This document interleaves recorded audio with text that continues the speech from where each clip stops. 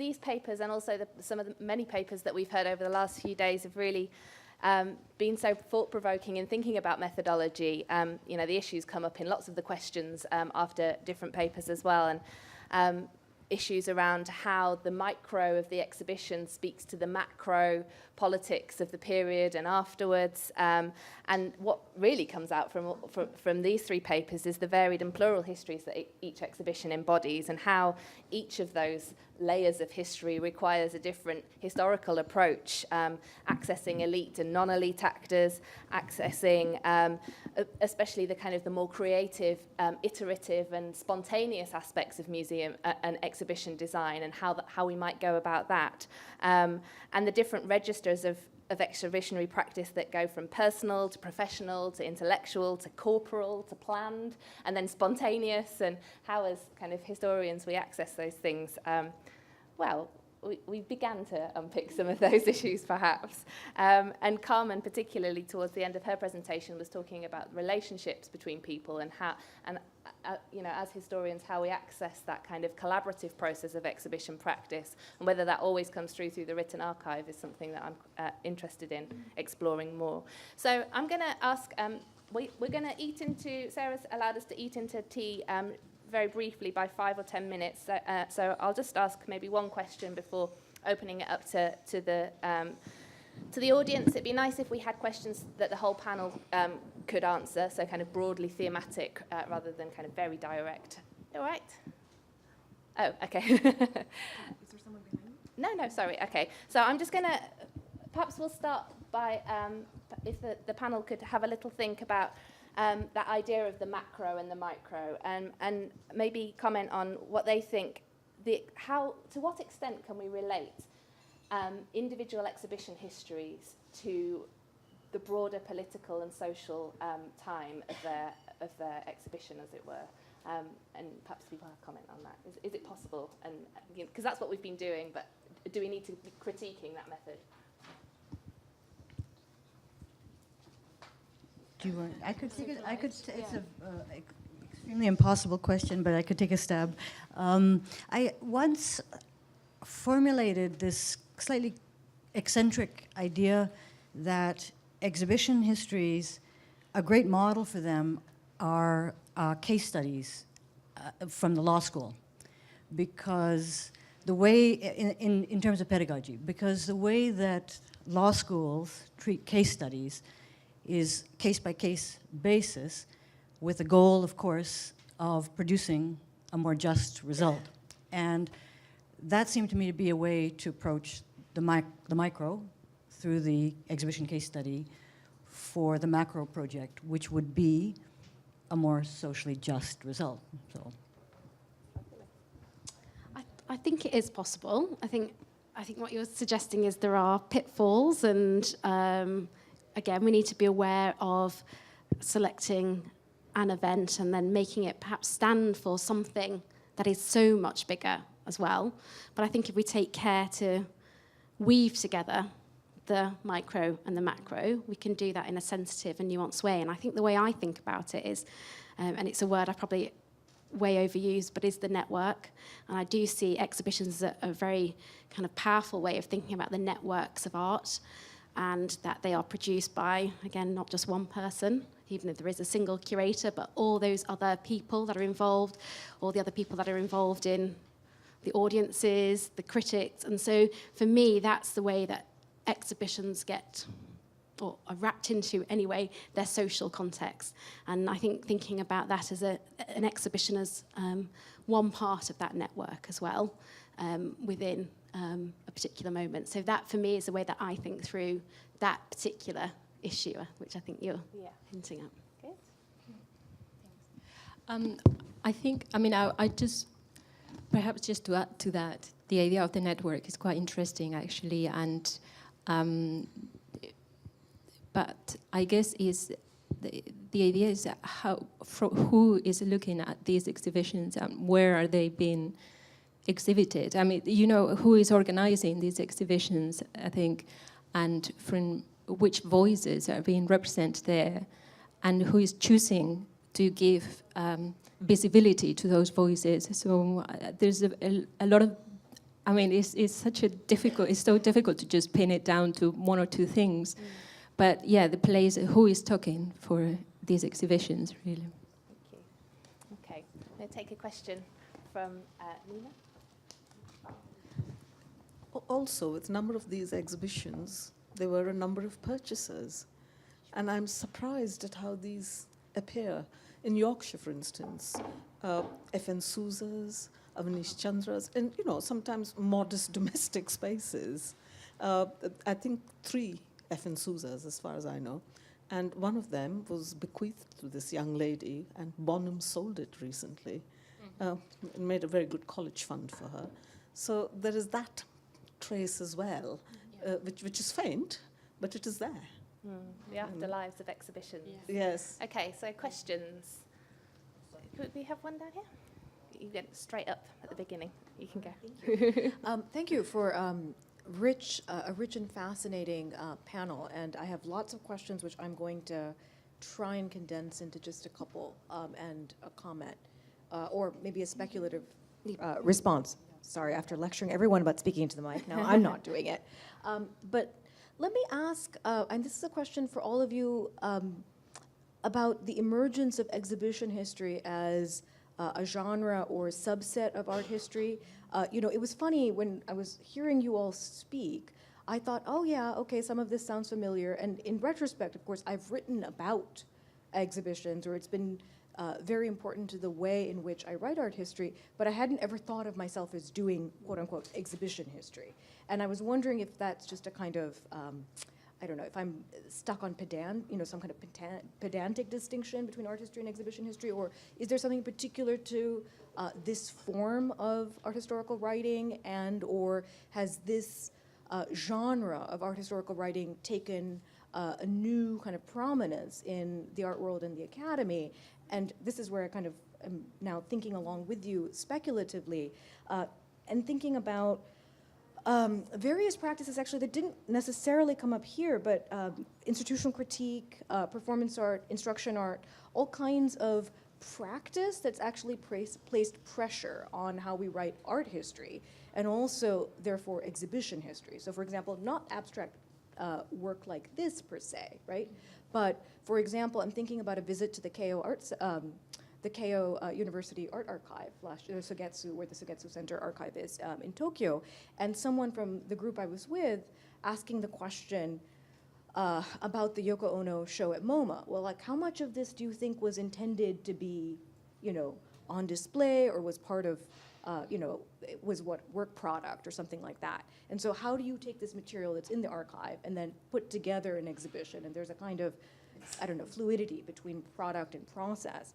And then the final thing I wanted to just ask is about the site of the museum as, or the museum as a kind of site and catalyst for exhibition history. I've been struck by the project, of course, that Carmen described, but also now I'm thinking back to an exhibition that I saw last year at the Mori, which was surprising to me. They had that Simple Forms exhibition that was devised in Paris, which was kind of a grand display. But then they had an exhibition that was effectively,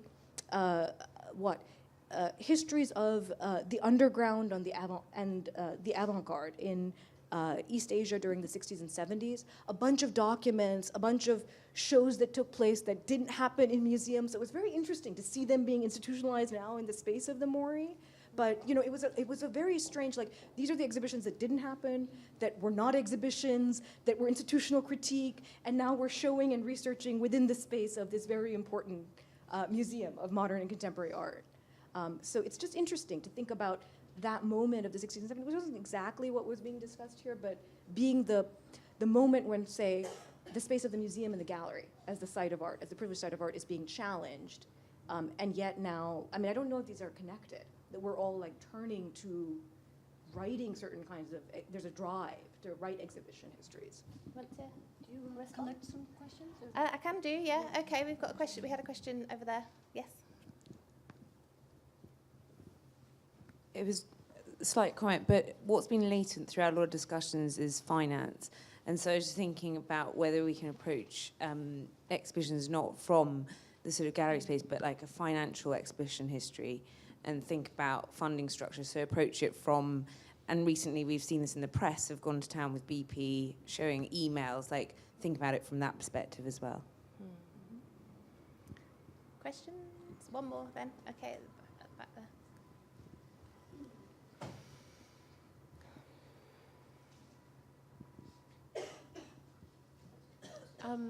Thank you.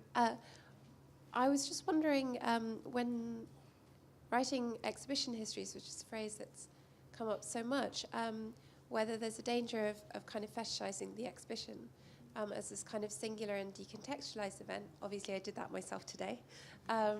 But in general, that's something I try to avoid doing as much as possible, and thinking also very much about the kind of the longer duration of the institution, about the building, about the education programming, other kinds of programming, that, you know, the exhibitions are being canonized very rapidly, but what is being excluded from that conversation? Okay. Do you want to respond to those, and then we'll have another round?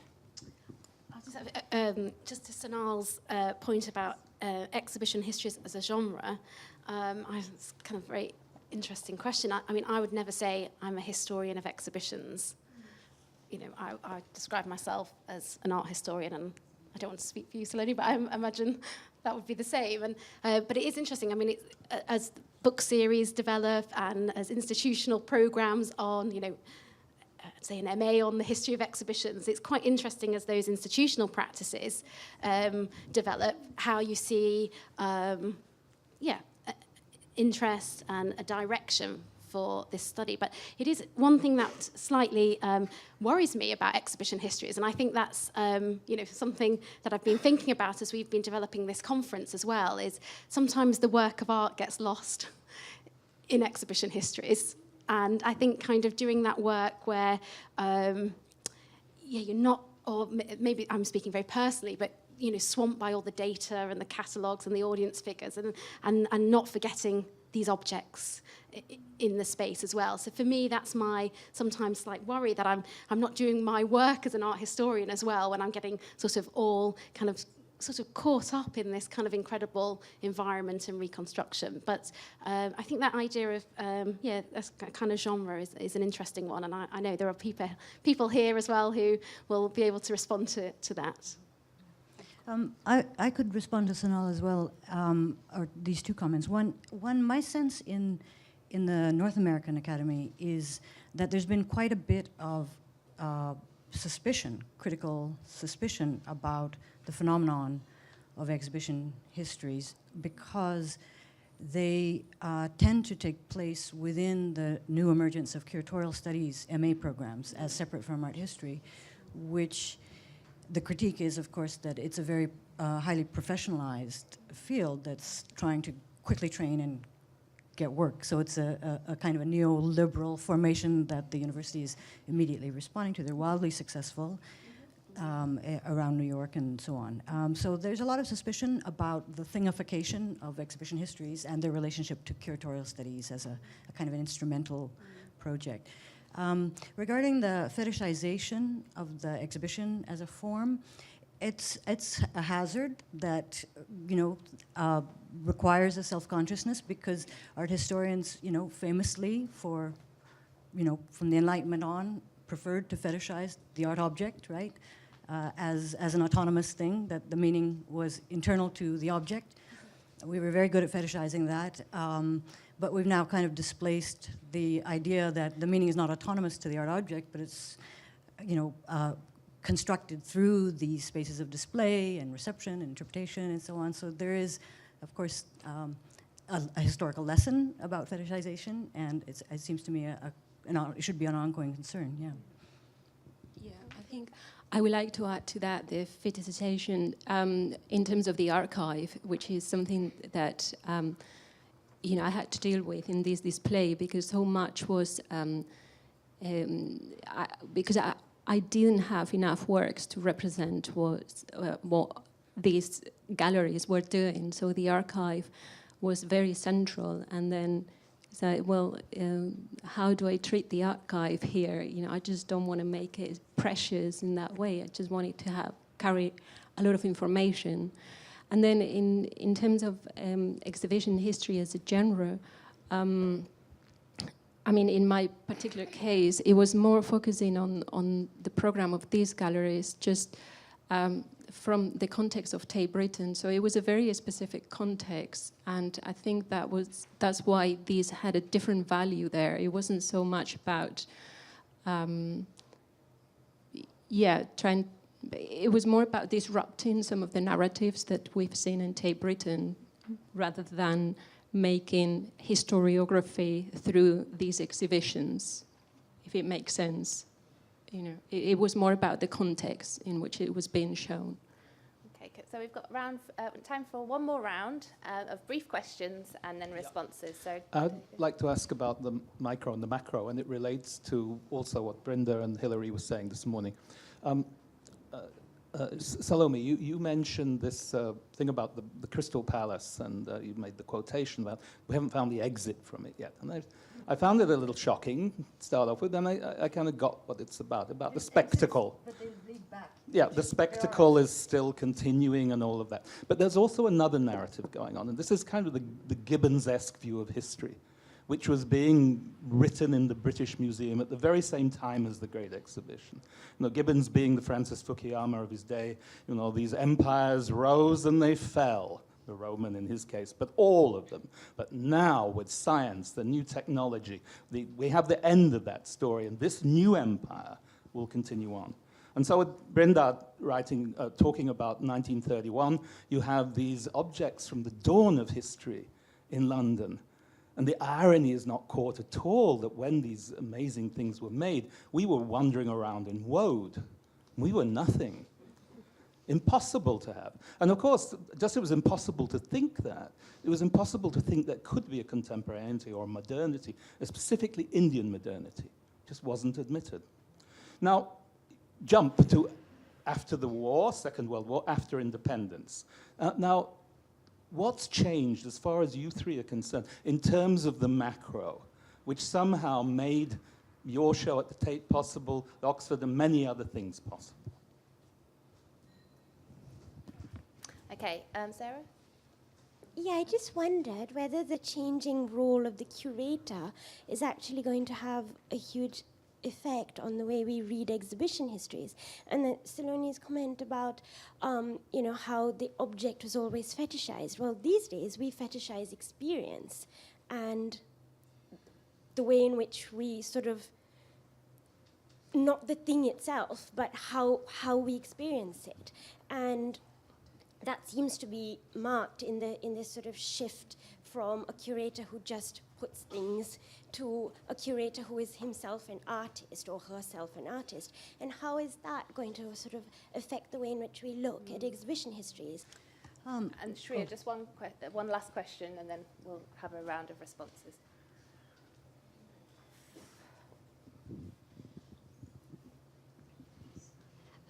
Thanks, Sarah. I was interested in your comment about the photograph and sort of thinking about it not so much as a document, but also an incomplete document, but also perhaps as an archive, which or an inroad into the archive. And I was wondering, I mean, this is more of an open-ended and perhaps unfair question, but just to problematize the sort of methodology of working with an installation shot, and where do you go from there, or sort of what's the danger in doing that, or what's the merit in doing that as well? Who knew exhibition studies was so dangerous? Okay, so yeah, a quick response to that before tea.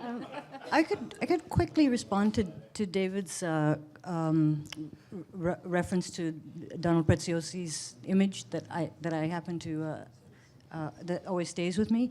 He was, of course, his formulation about a kind of self-consciousness about never having left that modern building, the inaugural moment for him of the modern era of display in its imperial glory.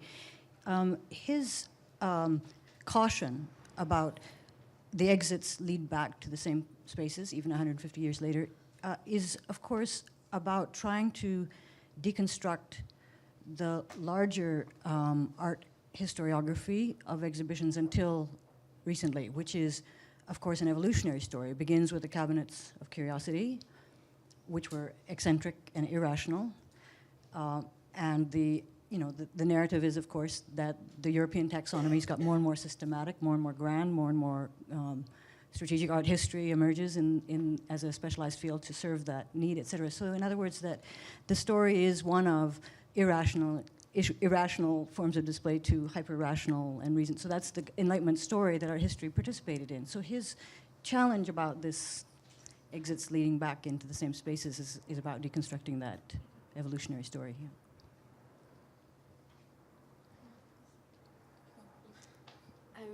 I wanted to respond about the dangers of using those documents, and of course the framing, that often it's quite hard to tell where you are oriented in the room unless you know that space as well. And especially, I mean, Celine, you said this yesterday about, exhibitions, of course, that you could never have visited in 1911 unless you have incredible powers. You can't go there, and that's your access. But even just thinking about the contemporary moment, how poorly documented a lot of exhibitions are, and it always strikes me as quite strange in an age of digital technology, spatial recreation, that installation shots to me seem quite potted and partial, or it's quite hard to get hold of those records as well unless you are in the institution itself, and sometimes they're quite carefully guarded. And you don't often have a kind of sequential set of photographic records or even a film, documenting that space. It always strikes me as there are huge gaps in the documentation and the recording of exhibitions, which I really don't understand in 2016 why that is. I have one quick response as well. I mean, the other question is why activate that history, right, for the present, right, or the future? And your own project seems to me to be a powerful enactment of that. Why revisit, right, something from the 60s? It's because it has a function to reactivate in the present. Today, yeah, exactly. Exactly. So that seems to me the question with the documents and all history, really. Why is it important? Yeah, exactly. I mean, I just, and then, I mean, the thing is that it exists as an archive. The story is there, the history is there. You just need to take it out and make it relevant today. And, a place like Tate, gives it that kind of contemporaneity and makes it relevant in a way. Yeah. Can I just ask you a quick question? Because was there some resistance to putting that on as a display? Because I could imagine some people saying, why would you want an exhibition of exhibitions? Was there any kind of institutional resistance to that kind of internal, that using the archive from Tate's own archive? No, it was actually encouraged to use the archive and to take things out. And there wasn't any resistance because it wasn't perceived as an exhibition of exhibitions, actually. It was perceived as an exhibition about 4 galleries that were active in London and about their activities. So there wasn't that analysis about bringing an exhibition out because I didn't have enough material, enough works to just reconstruct one exhibition. That's why I had to show everything together in such a small space also. So something interesting for the curators in the audience to think about in terms of the archiving of their practice for future historians. We'd be grateful if you were thorough and good at your installation shots.